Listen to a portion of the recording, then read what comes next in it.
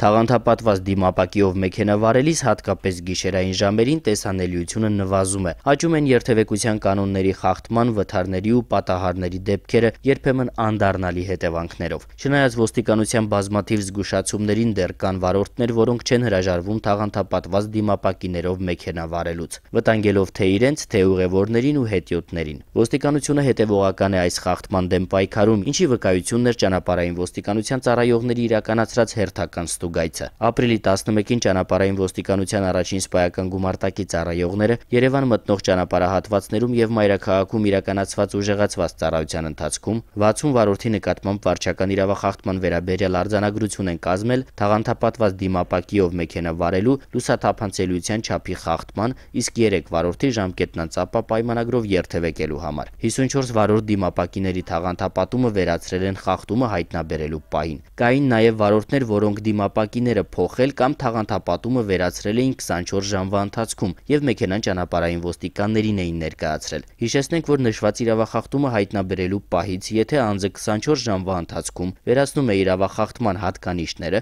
ապա նա ազատվում է տուժը կատարելու պարտավորությունից, որոշումը բեկանվում է։ Ուժեղացված ծառայության ընթացքում վարչական իրավախախտման վերաբերյալ արձանագրություններ են կազմվել նաև 3 մոտոցիկլի վարորդների նկատմամբ, որոնք չեն ունեցել նշված տրանսպորտային միջոցը վարելու իրավունք։ Ճանապարհային ոստիկանությունը իրազեկում է, որ նման միջոցառումները շարունակական են լինելու։